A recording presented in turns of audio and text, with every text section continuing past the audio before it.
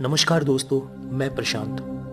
स्वागत है आपका इस YouTube चैनल पर, जिसके माध्यम से उत्तराखंड और खासकर काली कुमाऊं की ऐतिहासिक और सांस्कृतिक महत्व की धरोहरों को आप सबके सम्मुख लाने का प्रयास किया जा रहा है।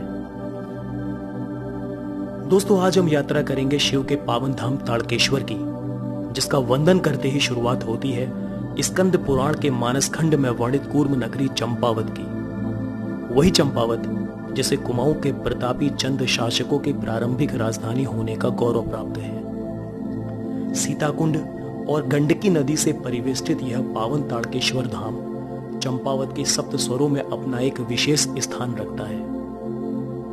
ताड़केश्वर धाम चंपावत मुख्यालय से 6 किलोमीटर पूर्व ही उसके प्रवेश द्वार पर पावन गंडकी नदी के किनारे ग्राम सभा मुडियानी में स्थित है। गंडकी नदी की भी इस क्षेत्र में एक अलग ही महिमा है। क्रांतेश्वर के सघन वनों में ही कहीं इसका उद्गम स्थल माना जाता है।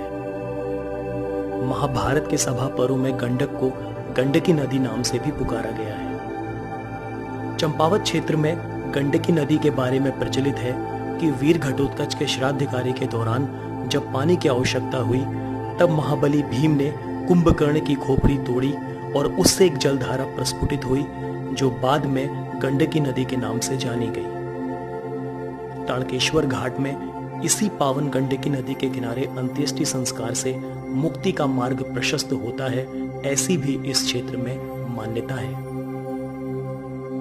ब्रह्म मुरारी सुरार्चित लिंगम, निर्मल भाषित शोभित लिंगम, जन्मज दुख विनाशक लिंगम, तत् प्रणमासी सदाशिव लिंगम।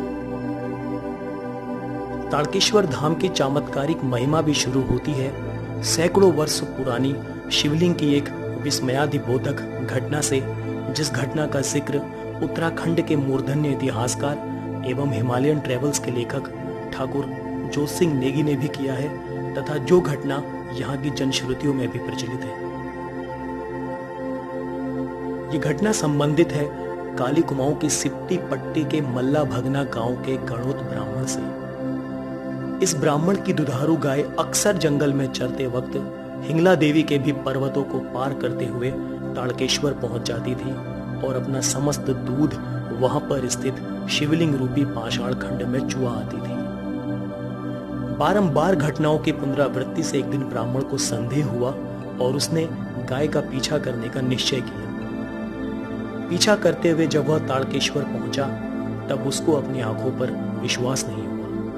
उसने देखा कि उसकी गाय ने अपना समस्त दूध उस शिवलिंग पर चढ़ा दिया। आवेश में आकर उसने अपनी कुल्हाड़ी से उस शिवलिंग को खंडित कर दिया। खंडित होते ही उस शिवलिंग से रक्त प्रवाहित होने लगा और एक देववाणी ध्वनित हुई। उस देववाणी ने अमुक ब्राह्मण को श्राप दिया कि उसके परिवार का विध्वंस हो जाएगा।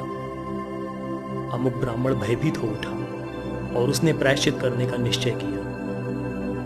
प्रायश्चित करते हुए उसने कठोर तपस्या करी, अहर्निश परिश्रम किया और इस स्थान की सफाई की और वहां पर एक सुरम्य धर्मशाला का निर्माण करवाया। प्रसन्न होकर देववाणी पुनः प्रतिध्वनित हुई और उसने उसके वंश की सुरक्षा हेतु उसको आश्वस्त किया और प्रत्येक पीढ़ी में एक पुरुष के उत्पन्न होने का आशीर्वाद दिया।